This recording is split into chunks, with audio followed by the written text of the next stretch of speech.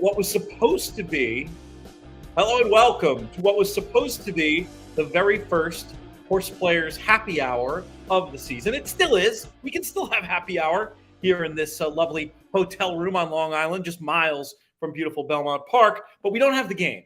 And I knew that there was a danger, and I thought about bringing in other tracks, and I said to myself, you know what? Based on weather reports, I did have some optimism we were going to get this Thursday card at Belmont. Didn't end up happening. No big deal. So what this is going to become is a videocast, live stream / podcast. We'll pop this one up as a podcast as well, all promoting the Horseplayer Happy Hour season, the absolute best way to win your way into the Breeders' Cup Betting Challenge, as well as a weekend preview show. And as we love to do on Horseplayer Happy Hour, we can make this one fun and interactive. Hit us up with questions. We'll go over those, and we'll do a bit of a preview of some of this weekend's big stakes racing. We have 2 great days of racing ahead. Oh, there's something I want to check. I feel like if this Yankee game that's scheduled for right now starts without issue, that is going to be a great sign that we will definitely be racing tomorrow. I have to say, I'm very sensitive to the smoke stuff. It was very hard for me being outside the last couple of days, and I had no problems today out there. So I'm pretty sure, as predicted by our man at G1 Handicapping, Marshall Sterling, everything is going in the right direction and we're going to be okay. But at the same time, I don't want to mush this thing too much.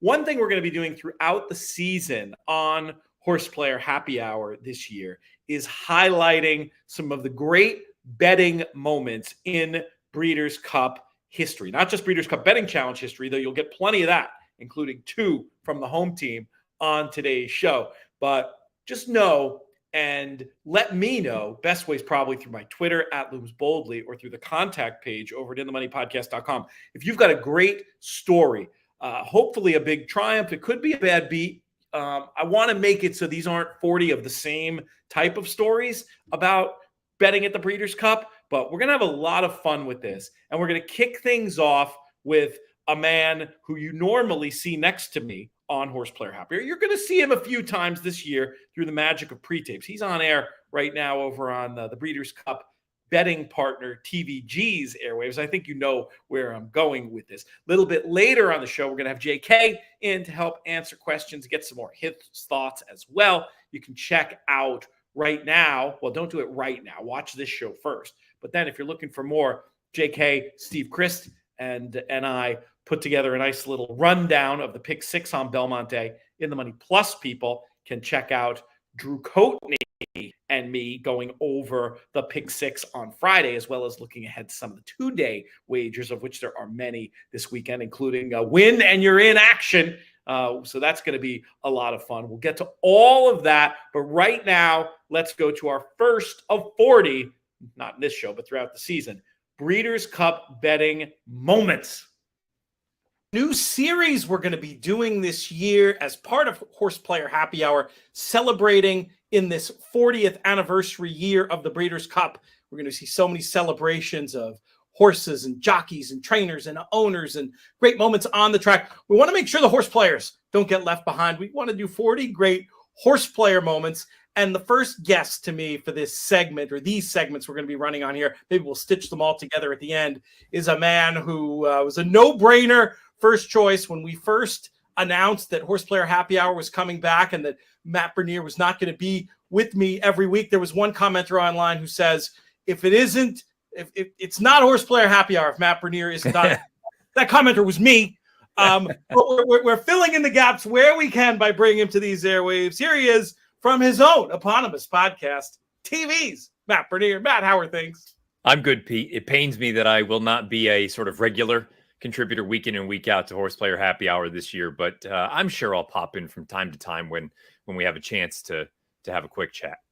And just to explain to people, your full-time gig with the betting partner of Breeders' Cup, FanDuel TV, being the thing that you will be doing during these times. It's very much of a terrific thing that's been happening for you, and hopefully we will have lots of chances to talk. I know you've had a lot of great experiences at the Breeders' Cup, but I'm guessing there's one above the others that we'll talk about as your moment on the show today.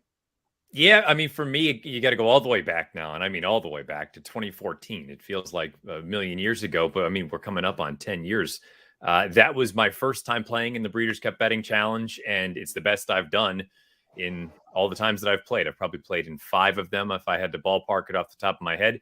And I finished 6th that year.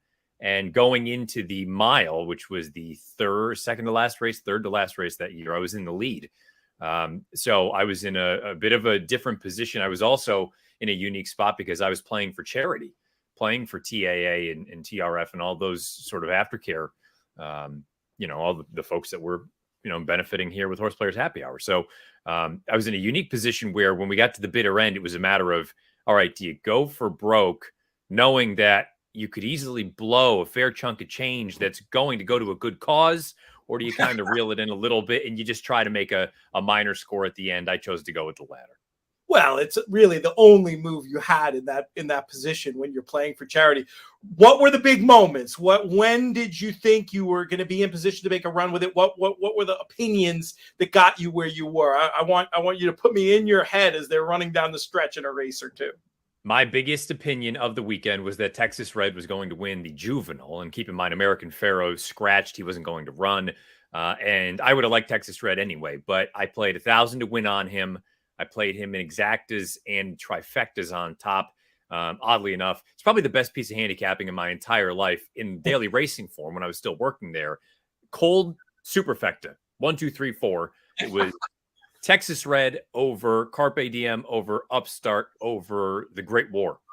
So for $1, I don't even know what it came back, but it was close to 10, something like that. So Texas Red wins.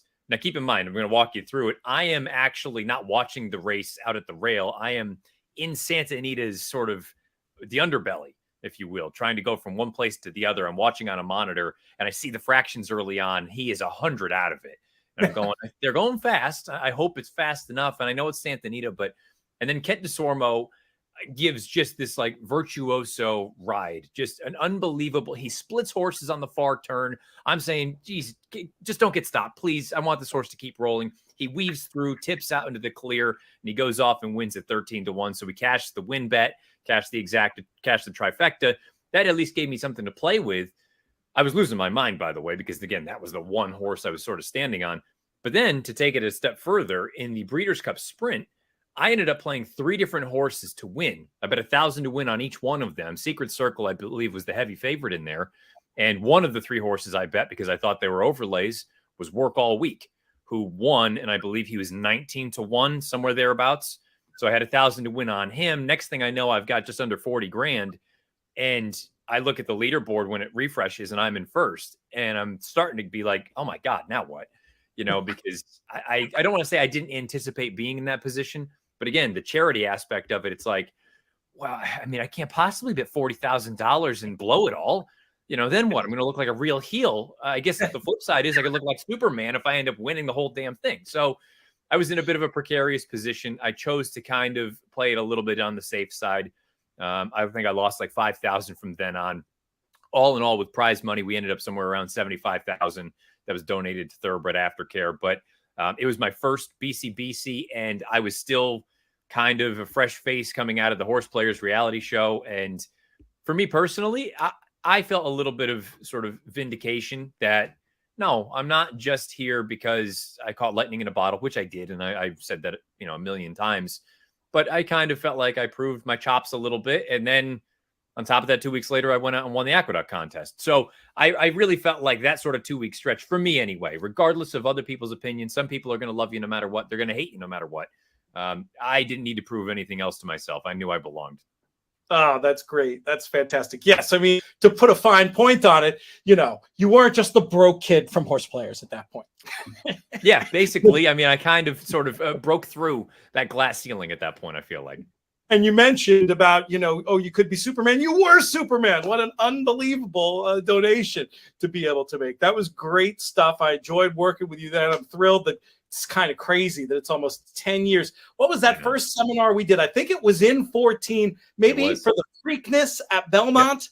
Oh my! You and I both had social inclusion to beat California Chrome. How about that? Not one of our better opinions. Not one of our better opinions. No, that's all right. We'll have to do something special at the Preakness next year. Matt, really appreciate you coming on here today. We'll have you back soon. And we sign up for these things sometimes, the 40 betting moments. Will there be enough to sustain it? After talking to you today, I'm convinced this is going to be a rockin' series. We'll have another one later in the show, and we'll keep them going all season long on Horseplayer Happy Hour.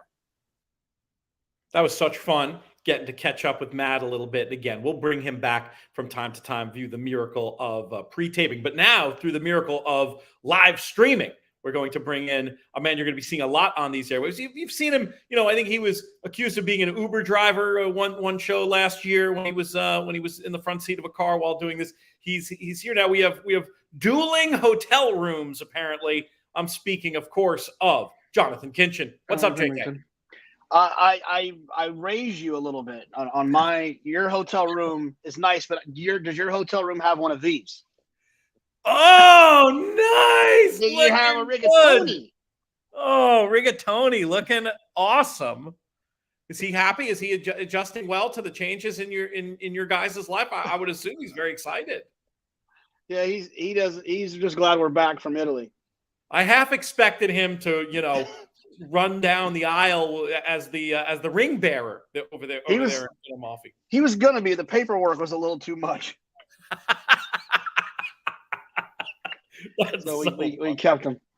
Great stuff. You know what we should do for Horseplayer Happy Hour? What we should do is I should take this the computer downstairs to this hotel where Mike Smith and Johnny Velasquez and Gary Stevens and Rudolph Brisset are all hanging out, chatting at the bar. It'd probably be a little bit more interesting than us two. But feel free to switch to your cell phone and go down there. Just tell them they're live, so we don't get anybody in any undue amount of trouble. So I'm guessing you're at the Garden City Hotel, where we're with a little more budget conscious here over at the Homewood. I'm staying in the bunker, but with no racing. Me. This is brought to you by Naira. So it wasn't a choice. That's very funny. But we're in good shape with the Cole Cruise over here. I'm coming back and forth from Brooklyn, but figured I'd come out with racing being canceled today. I didn't figure it was worth going over to Belmont to do the show, so bothered Marshall, and here I am. You see the somewhere strategically placed in the background. Yeah, you can see it there. The 10 strike hat. We got to give a little bit of a props to our sponsors. Speaking of which, you dropped a new JK Plus One today. Give people a little bit of a lowdown about what that's all about. Yeah, I wanted to have Tony Alivato for a while, anyways, just because Tony's obviously been so instrumental in my being on the Fox show, and I think I maybe kind of talked about it for a second on the outro, but for people that don't know, I came to Saratoga one day. I was hanging out with Pete. I was staying at Pete's in the back house at Pete's, and I hit in the outdoor shower, the whole thing, sneaking in through the Shake Shack back door, and then hanging out at the Paddock Bar. And Please do that, by the way. They love that over there. Yeah, they love that. I got a DM from Jonathan Fowler saying Tony Alivato wanted to meet me. I love Tony. I didn't know who Tony was. I Googled Tony Alivato, and Pete was with me. I said, Pete, I said, Pete, this guy might be kind of important. And I went to Tony's office, and he said, hey, we're doing all these, we're doing 100 hours on Fox, next summer, and or 200 hours on Fox or whatever. And we want to see if you'd be interested in being on TV. And I was like, yeah, sure. That'd be awesome. And he's like, are you going to be here next weekend? And I was like, yes, which was a complete lie. I wasn't going to be there. But I flew home, flew back, and then when Diversify won the Whitney that day, I was on for 30 minutes early in the day as kind of my test run. And then right after the summer was over, he flew to Austin, and he was meeting with Mattress Mac, not just me, but then he also met with me, and he said, hey, do you want to be on the show? And I said, yeah. So I was excited to have Tony on just to talk about how he built this thing, because it really was his vision. It was his vision to go exclusive and not be on TVG, and he got ridiculed for that. And there was a reason why. Fox didn't want to pay for content that was going to be somewhere else. And that's another important part about the Fox deal is they pay us for our content, and that's a really great thing for racing. And so I wanted to have Tony on to talk about how all of that started. Tony's been instrumental in the CAW changes that NYRA has, keeping them out of the late pick 5, late pick 6, changing there's a cutoff on the win pool, and they're boycotting. The CAWs are boycotting NYRA's win pool. They're not playing it because NYRA said you got to be in with 2 minutes to go, and they're not doing it. So I just wanted to kind of catch up with him. So it was fun. It was fun to do. Great. No, I'm looking forward to checking it out when we finally get a minute during this Belmont week. And it's exciting stuff. Sorry, I'm in a comment war here, JK. I sound a little bit distracted, but I won't bother you with that. I'm sure producer AJ's on it.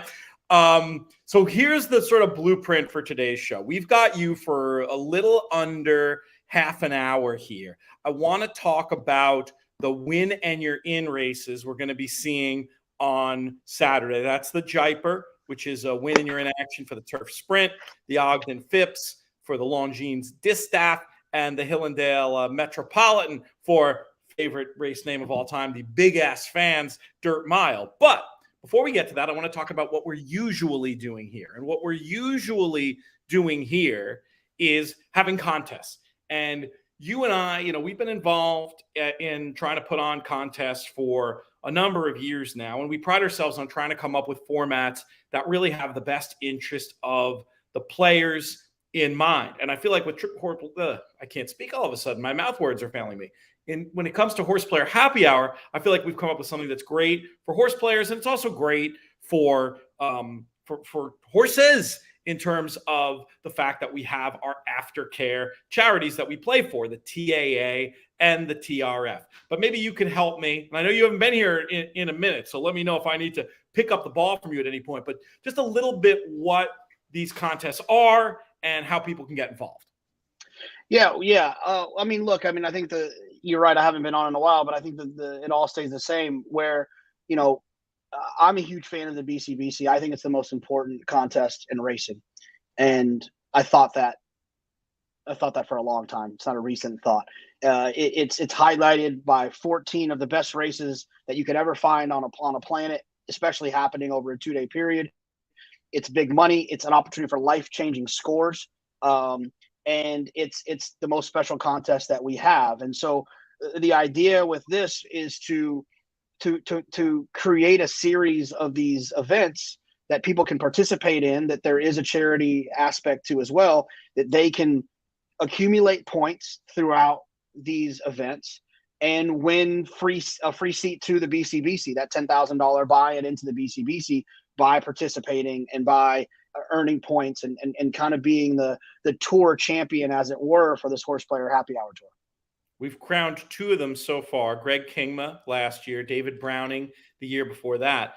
But there's so much to this. And one of the things we wanted to do was come up with a format that did not require you to have a giant amount in your bank account to compete. And that's where we came up with the idea of a $20 contest where the house cut, where our partners over at horseplayers.com, they do not take a cut on this. That cut goes directly to our aftercare charities, split down the middle. There are going to be, I have to do some quick thinking here. I think there's going to be 16 games in our regular season. So the way it's going to work is the top 2 finishers from every week will advance to what we're calling the playoffs, which is going to be an 80-runner tournament.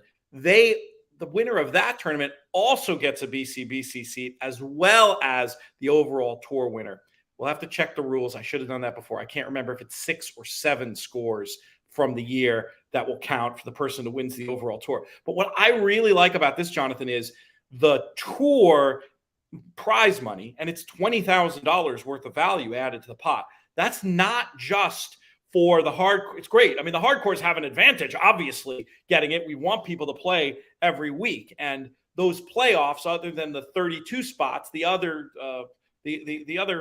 48 are filled up with people from the tour. But you can play 1 week and have a chance to participate in that prize pool by qualifying for the tournament at the end of the year. So it's not the kind of thing where if you discover this or a friend of yours, you decide to get involved 10 weeks from now, there's still benefiting from the added value. And that's one of the things that I'm very proud of about this. The games will take place on Thursday. There'll be a variety of different games. The live stream will always be from 4 to 5 Eastern. We saw a big pickup in numbers when we kept the live stream portion at the same time. So that's going to be 4 to 5 every week on Thursday. And there'll be a lot of New York cards. Sometimes we're going to mirror the horseplayers.com lineup where you can go anyway. And oh, by the way, the $20 that you're playing to get into this contest, it also functions as a regular Horse Players feeder. So that means that the top finishers in these Thursday games will advance to Saturday and have a chance to qualify for the Breeders' Cup Betting Challenge, what you might call the old-fashioned way. So there's just benefit upon benefit to horse players to this. It raises money for charity. We want everybody to be involved. So please, this is the kind of thing. Yeah, in theory, your chances are better the fewer people who play. No, we're horse players. We're a community. We're not going to be selfish like that. We are very happy to tell our friends, and we want you to tell your friends. Be an ambassador for this great cause, because not only does that help our charities, if you like our stuff, it helps us, but more importantly, it shows an organization, industry leaders like Breeders' Cup, that horse players will vote with their money and spend money where they're getting a good deal and where other good things are happening. So that is Horseplayers Happy Hour in a nutshell. And with that, JK, I think we can pivot. Maybe we'll look through a couple of the comments, and then we'll talk about some of these win and you're in races. We have a nice good luck message from Steve. We have a bunch of comments. I won't post them all. Bunch of congratulations to you and Giovanina on the marriage comments, and also folks wishing you good luck on the Fox show this weekend. Actually, let me ask you about the Fox show quickly. What's the plan as far as the coverage goes? Well, we talked about it a little bit the other day, Pete. It's kind of going to be a dual broadcast. From what I understand, there's going to be the FS1 show, which is going to be kind of the normal characters, the Andys, the Acacias, I don't know if I'm not 100% sure about Maggie and Tom, because they're on that's the other part of the equation. But all the rest of us basically are on the FS1 show all day on Saturday. But there also will be the Fox broadcast as well, with Kurt Menefee hosting, Carissa Thompson, Chris Felica, Maggie and Tom Amos will be on that show. Tom will be on the desk with Mike Smith, which is really exciting that Mike's a part of the kind of Fox Naira team now. And so they'll be there. I do have, as of right now, I've got one hit on the Big Fox show with Chris Felica. So nice. We actually met a little bit about it today. I think I'm going to come on right before the Met Mile, if I'm not mistaken. I'm going to come on and I'm going to talk with Chris and Carissa about, what I'm thinking there. And then the rest of the time I'll be on the FS1 show. And then, it's going to be fun. We're excited about it. I mean, it's like a full proper, situation back there. One of the things I will say is that people who watch our show, the Saratoga Live, America's Day at the Races, and I'm not trying to, this is a hard comment to make, but like when you look at the NBC broadcast, they have a lot of power behind them, manpower, as well as money, that they can do a lot of stuff that we just can't really do. We work with such a limited crew, and to do the shows that we do, we're all extremely proud of them. But it's fun this week. We have some real power behind us this weekend. So the broadcast should be a ton of fun. I'm really excited to see the Secretariat thing they put together. It's almost like a live reenactment, it looks like. Yep. I got a Secretariat shirt to wear on air on Saturday, I think. So nice. So I'll be on. I'm only on for an hour tomorrow, which means I get to hang out at the track, which makes me very excited. And then I'm on basically all day Saturday, and so it'll be fun. That's great. We'll look for you in the Garden Terrace. Excited to see what you guys do with the coverage. As you mentioned, NBC sets the bar very, very high, and excited to see you guys take your jump up at it. Going to be a ton of fun, and really looking forward to that. I'll be recording and rewatching that, because of course we'll be out there this year, fully situated in the Garden Terrace for both days, instead of my usual run back and forth to the grandstand situation that I do. So we'll get to hang tomorrow for sure with the crew, which will be a lot of fun. Good news. The Yankee game has started. I'm thinking this is a great sign of clear air and gives us a lot of runway for everything to get back to normal tomorrow. So very, very excited about that. We had a question here that I don't fully understand. Someone, and AJ, don't pop this one in the screen, but just the gist of the question was, are there any concerns about either Chad Brown or Todd Pletcher not being in top form at the moment? I mean, the Pletcher barn has been unlucky, I think, in terms of win percentage.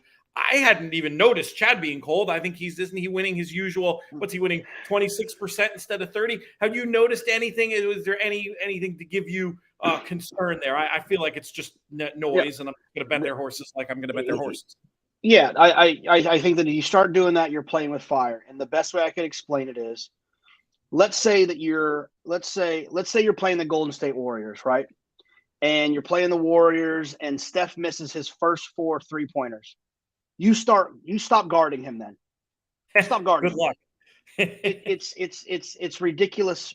It's a ridiculous notion to look at two guys that deliver at a high level all the time and start to say, because they've lost a couple of races, only winning at 12% last week, but they're averaging 30% basically their entire careers. Just relax and play the horses as you see them. Don't try to get cute with Chad and Todd or cold. I just think you're leaving Steph wide open.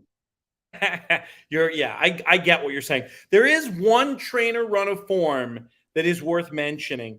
And you know what? We can get to it. Maybe I'll save this one. I want to remember this when we get to the Manhattan. Actually, the Manhattan is not winning your in, so I'm going to give it now. Charlie Appleby, I'm not too worried about the horses who've run in North America as what that might be pointing in terms of form for the yard. I feel like those are pretty much of an anomaly, and I'm not worried. But, I mean, I was speaking to Rob Dove, one of the top 10 pro punters in the UK today, who pointed out that he has been very cold over there. Strike rate, return on investment, all stuff well below his normal percentages. So I have to say, if his horse in the Gold Cup, who that looks like a 6-5 shot on paper, if that horse doesn't win impressively, especially since I don't love either of the horses in the Metropolitan anyway, I may play confidently against them. So I know what you're saying. I may be leaving Curry open metaphorically on this one, JK, but I think that's the kind of situation. Sometimes I'll get cute and try that, but I want like a little more information. Yeah, but Charlie's not quite. He's not quite Curry over here. You know what I mean? Like Chad and Todd and Bob and Brad, and that's Curry over here. I mean, Charlie, you know, Charlie doesn't bring all of his A game over here. He brings kind of Modern Games is his A game, don't get me wrong, but he doesn't always, some of the other ones are kind of his B game. And, I think that's different. Tossing him because he's cold is different than tossing Chad and Todd. Their bodies of work are more significant, I think, in the long term, at Belmont and here in North America. I think that makes sense. Makes me feel a little bit less silly about the decision. And again, it's all going to depend. That horse in the Gold Cup if that horse on paper is just supposed to run great. So that's the extra piece of info I'd want there. Let's talk a little win in your ends. And so I'll tell people who are watching, especially since we did talk about these races on our show already with Steve Christ, we'd love to hear specific questions about these races as we talk about them. I probably won't go back afterwards. Let's start with the Jaipur. Goes as race number 9, 4:19 Eastern. Win and you're in action for the Breeders' Cup Turf Sprint. Pop your questions in the chat. JK, give us your thoughts on this one. Who's going to punch their ticket for the Breeders' Cup Sprint? Is it going to be last year's winner? Turf Sprint, I should say. Yeah, the tricky part is like I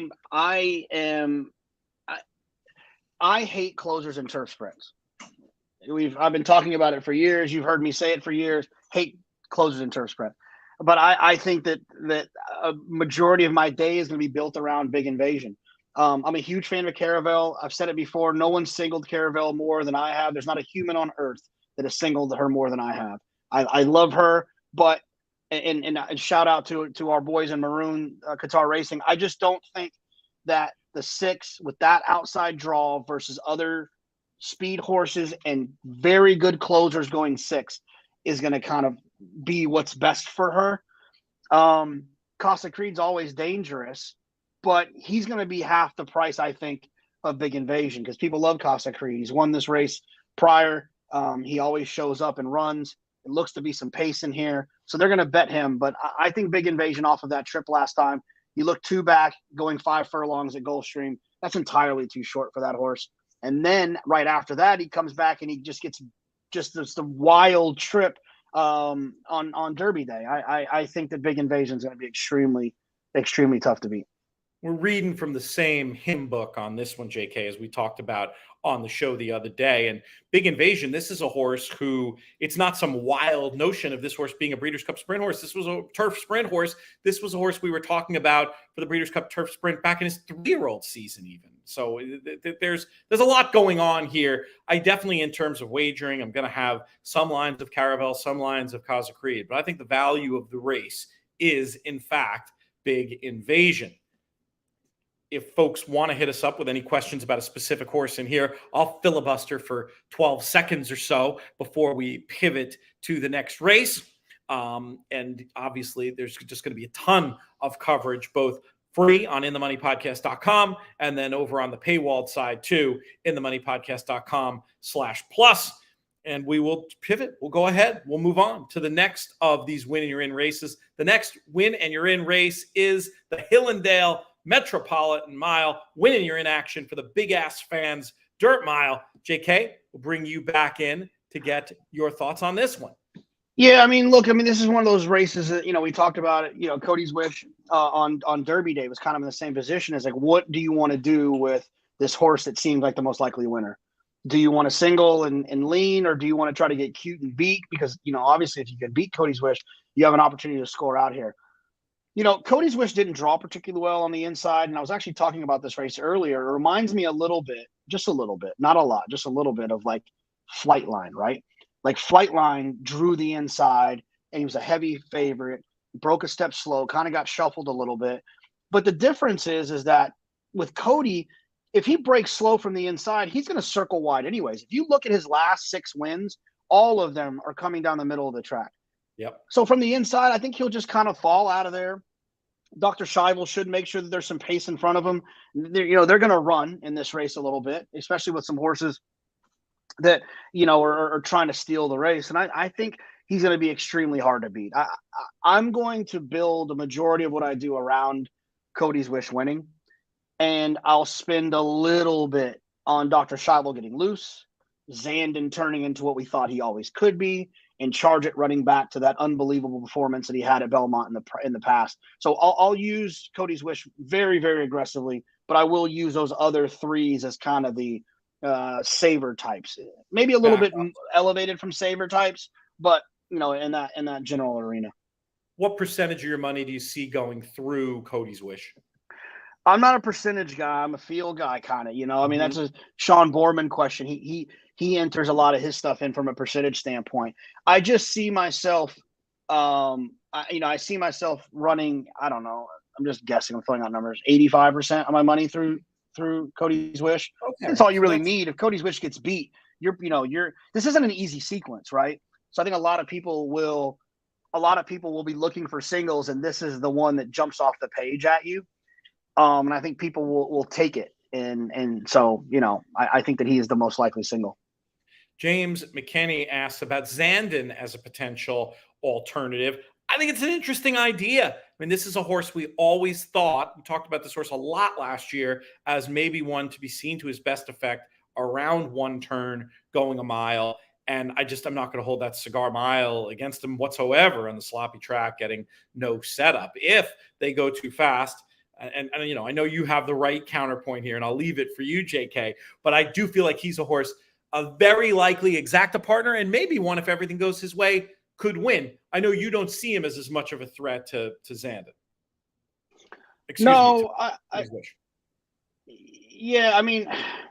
Look, I think that this race to me is just like, if Cody's Wish gets a good trip, doesn't have to be a good trip.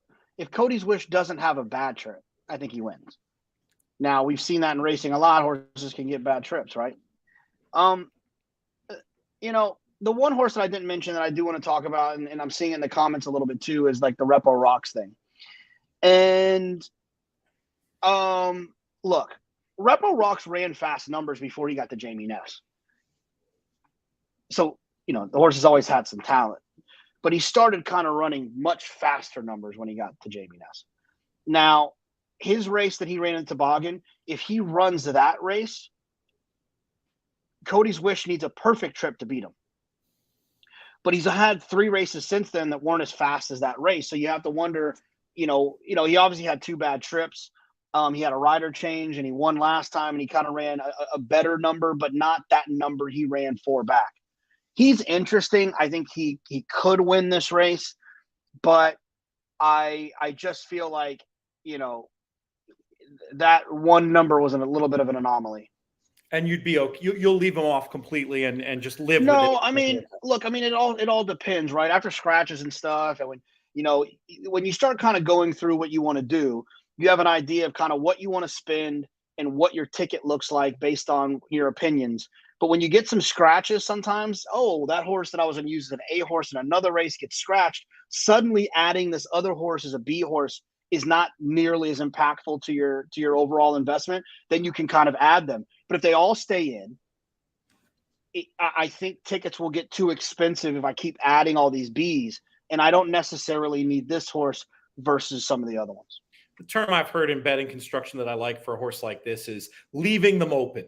In other words, they're not really an A, they're not really a B. You're not giving them a letter grade, but you're not putting that X through by any means. And depending on how tickets shake out, when you look at the sequence holistically, you could see winding up on tickets, but certainly not one that you're going to be looking to key there. Last question about this race. We talked about how it's a win and you're in race for the dirt mile. What do you think the chances are, if Cody's Wish is impressive here, that he follows the same footsteps as last year's Met Mile winner Flightline has a summer campaign and ends up in a race like the Breeders' Cup Classic? Can you see it if you squint? I feel very confident that if Cody's Wish wins this race, that his next race will be in the Whitney. If you're Godolphin / Darley, you've already won the forego. You've already won you've proven the 1-turn test. You won a Breeders' Cup Dirt Mile around 2 turns. You've won the Met Mile if he wins. You've won 2 grade 1s it's going 7 furlongs. Like the question that now needs to be answered is, can you go 9 furlongs in a grade 1 at Saratoga in the Whitney?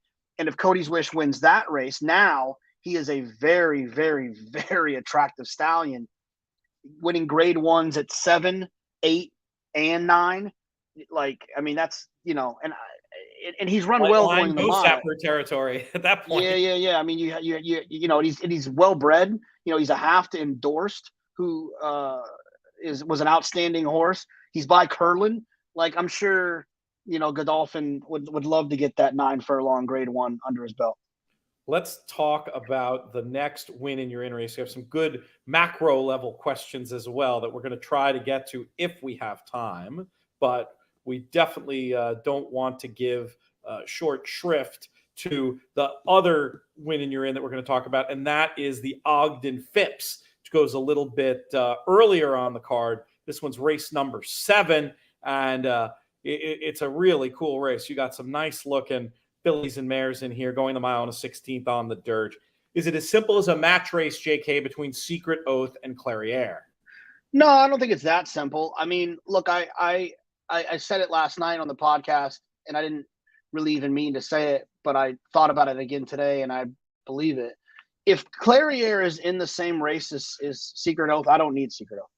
You know what I mean? I just don't. She, to me, is not – whatever scenario it is the race unfolds for her to win, it's the same scenario Clairiere needs, and Clairiere is better.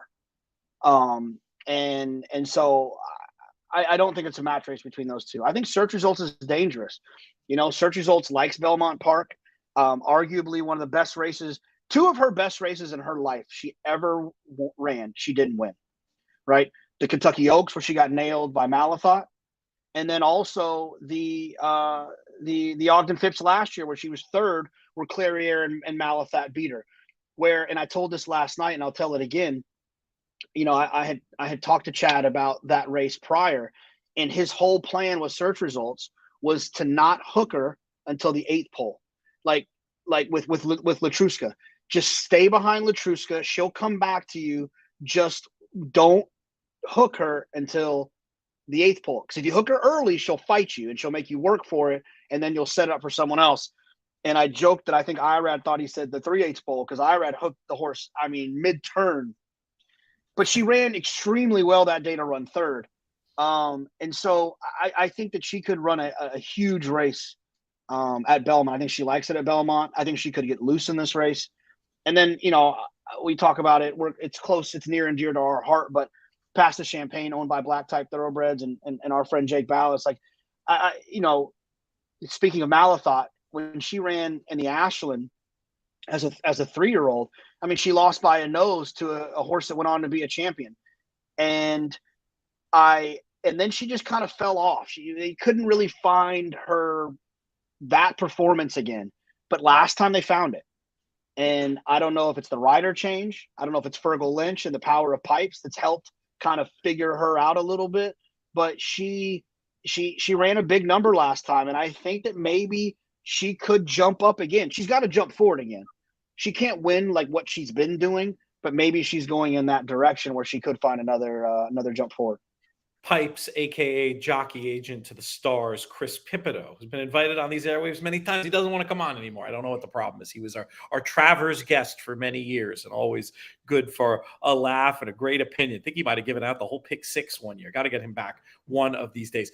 It would be a host fail. I host failed last night, I think, when I didn't question you about, I get your Clariere secret oath opinion, but I think the natural follow-up to avoid the host fail is, well, then what happened in the Azeri? Yeah, I think that the Azeri was it's a mile and a 16th. I'm not looking at it anymore, right? Mile and a 16th? Yes. Yeah, so it's a mile and a 16th, 2 turns. I think a mile and a 16th, 1 turn is a significantly more testing situation because they're running on the backside. That is from the mouth of Gary Stevens, Richie Migliori, and Mike Smith, who I've talked to about that a ton about that. Which one is more taxing from a stamina standpoint? And it is that flat one turn situation because they're running on the backside. So I think that this plays more to Clariere's game. Those big swooping turns. Secret Oath is just too finicky. She's moving early. She's not. She's back. She's moving. She's forward. She's not. She's moving early. I just think that Clariere kind of has her number when the circumstances are it's not a prep race, it's not a setup, it's not We've got 1 minute left, JK, before I cut you. The show will continue for a bit longer, but I did want to ask you this one last question. Give me on this Belmont Stakes Day card, doesn't just have to be the races we talked about, who you consider the most vulnerable favorite and the most likely winner. Vulnerable favorite, I guess. It hurts my JK +1 heart to say, but I'm assuming that Caravel's a favorite. Big time. Yeah, I just think that this is. I'm not saying she can't win. I'm just saying that 6 against these horses with real pace, it's going to be her biggest test that she's had in a long time. And as the favorite, you got to consider that to be a little bit vulnerable. And it doesn't mean you won't be clapping her back to the winner's circle if she kicks Sandy. Oh my gosh, absolutely. And then I guess the second most vulnerable favorite. Well, the other question was the other question was the other direction. Most likely winner. Oh, most likely winner. Yeah, I guess you got to go Cody's Wish. Most likely winner. Great stuff. JK, we're going to see you on TV. It was great having you. Can't wait. We'll kick this thing off proper with a game next week. Till tomorrow, mi amigo. Yeah, I'll see you tomorrow. Love you. Bye. Vaya con Dios and all that. All right, great stuff. Always a pleasure to have JK in the mix. We'll hang out for a few more minutes. I can answer some more questions. I'll do this one from Rob straight away, asking about Joel Rosario being on a bit of a downswing. How much does that play into taking his rides on top? I am factoring it in when it comes to race design. I still feel like Joel, when he's going to be on the best closer in a race full of speed, I'm not downgrading him. He does that so well. When he's going to be on a lone speed horse, I'm not downgrading him. He does that so well. When it's sort of a neither fish nor fowl, neither here nor there, it's not that I chuck him, but it's the kind of thing where maybe if I was going to key him, now I'd just use him.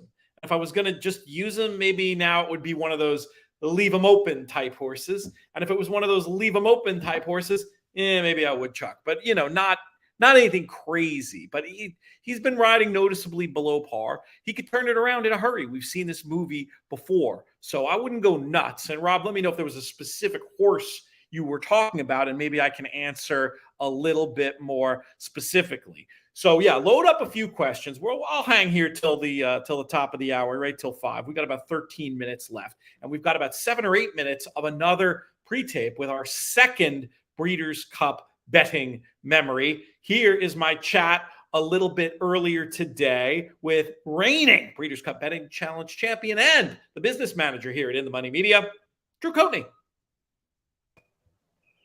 In our second segment, celebrating bettors and horse playing in the history of the Breeders' Cup, we bring in a man whose victory on Breeders' Cup Day is fresh in mind because it was the very last BCBC that we had last year at Keeneland. I swear, not all of these stories are going to be related to the BCBC, but it made sense, I thought, for me to grab the low-hanging fruit from the In the Money Media family. Starting off, we heard from Matt Bernier a little bit earlier. Now we'll hear from Drew Coatney. Drew, how are things? I'm doing good. It's the eve before flying out to Santa Anita. I'm kind of calling this my dry run for the Breeders' Cup this year.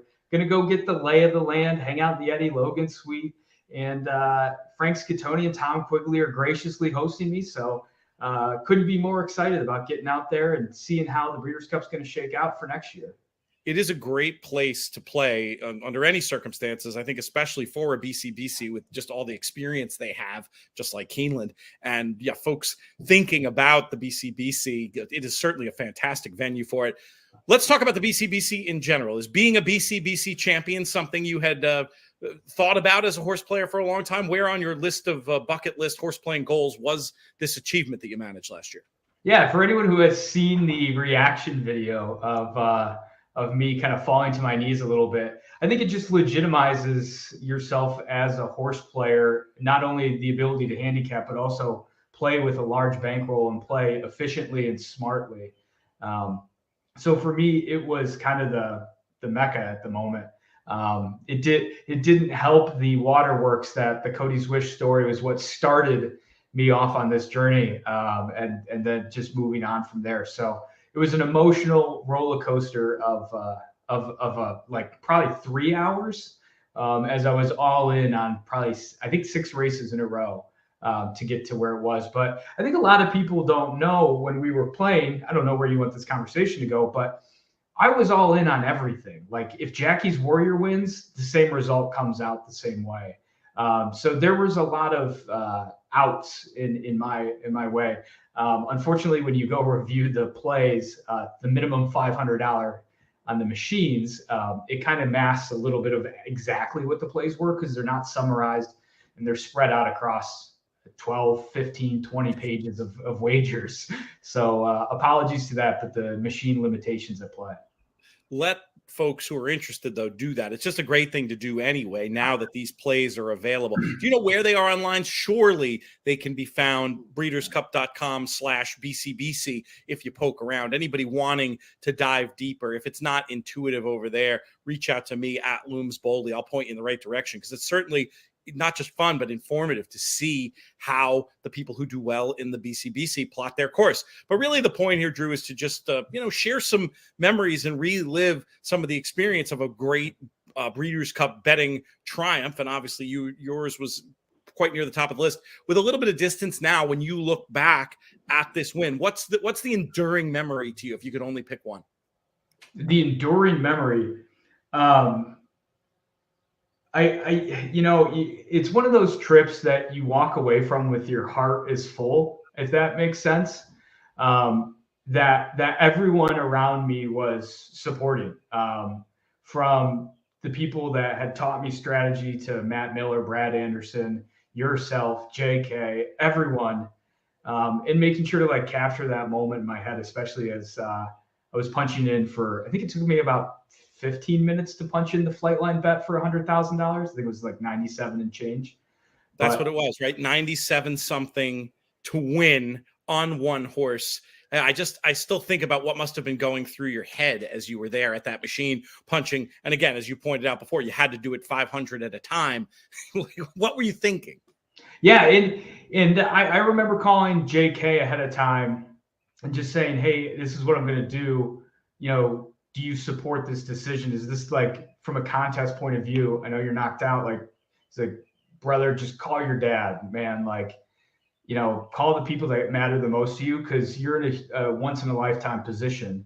And I mean, that just kind of got the waterworks going, because I just, called my dad, and he's actually going with me to Santa Anita this weekend for the first time.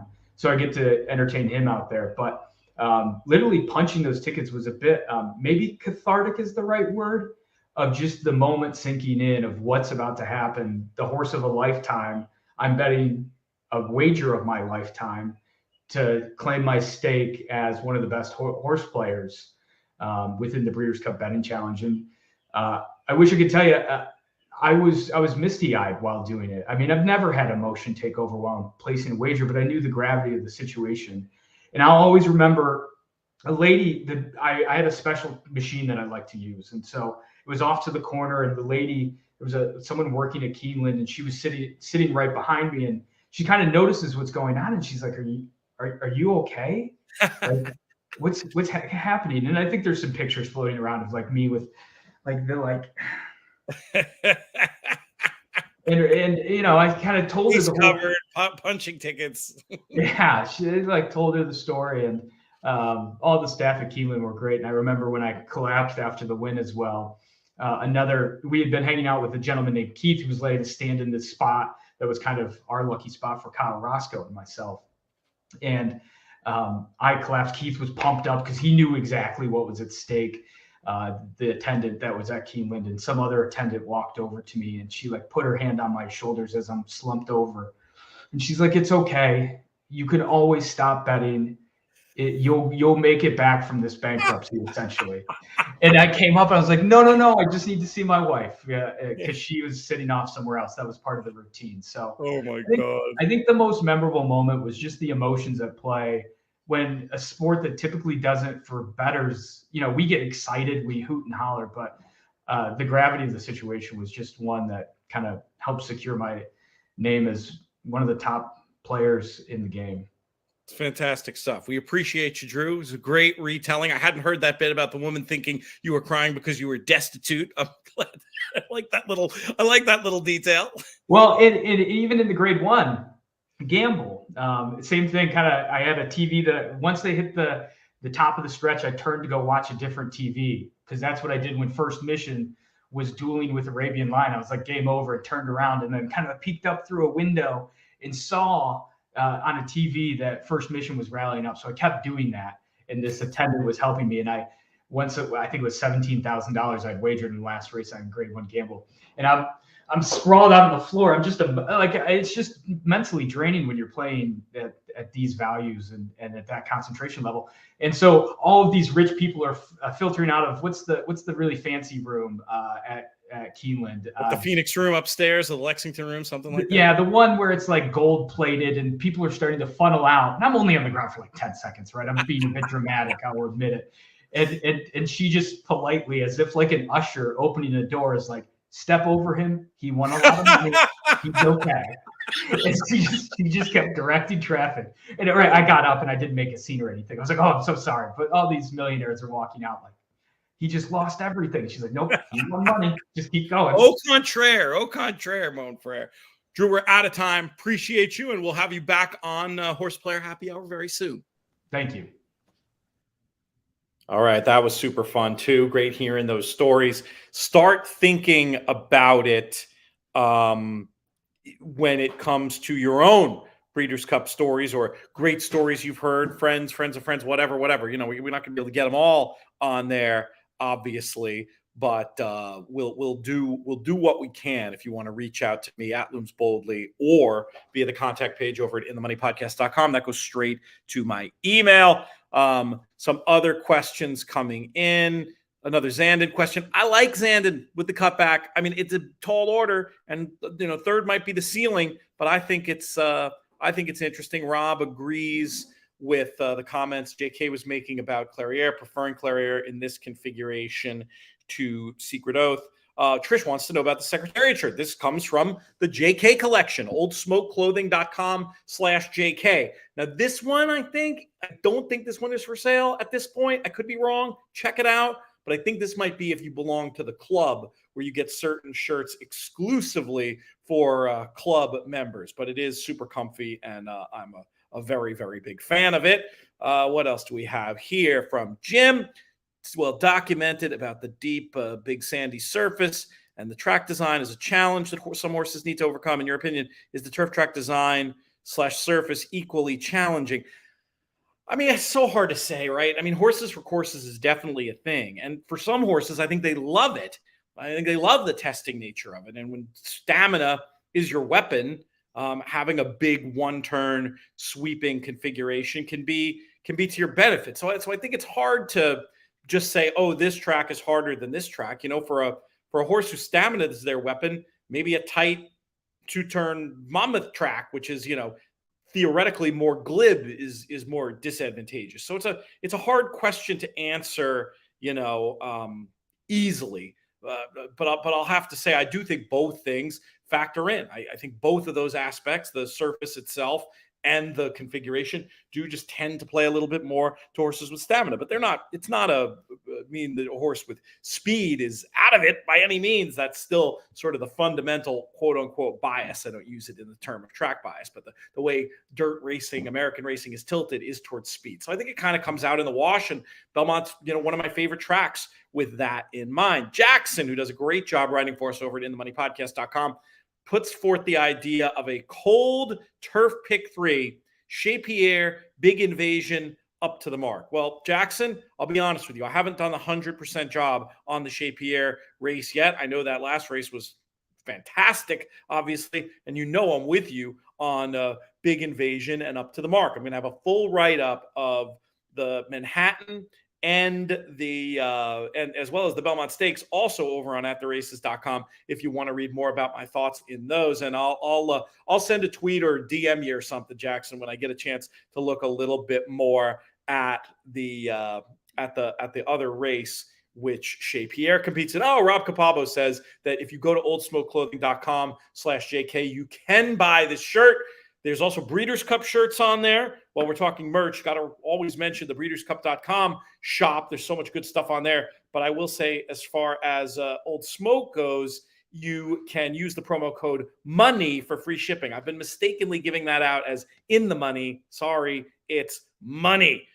Steve Gilfeather asks about Hit Show, one of the horses I'm very interested in. I've also already bet for the Belmont. I do think the tough draw, Derby Day, being close to the pace, sticking on okay. This is another horse that has, to me, a classic look of a Belmont Stakes winner. If you just sort of looked at the PP cut and took the name away, this horse would look very, very good. Doesn't look too different than Mo Donegal did last year, really.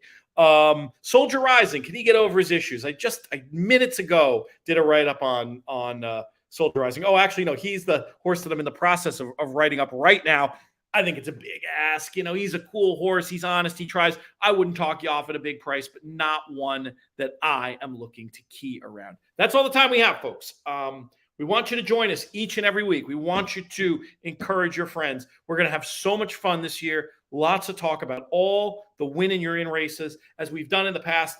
Top-notch international coverage as well. I expect to see Vanessa Riles' face on here. I expect to see Callum Hellawell. I expect to see Toshio Nakubo talking about the Japanese races. We're going to really have an absolute ton of fun. Let's thank our friends at the Breeders' Cup, especially Justin and Haley, dealing with the stress, working with us, our friends at horseplayers.com, and producer AJ for coming on here and pushing all the right buttons on this Thursday afternoon. This show's been a joint production of the Breeders' Cup and In the Money Media. I'm Peter Thomas Fornatale.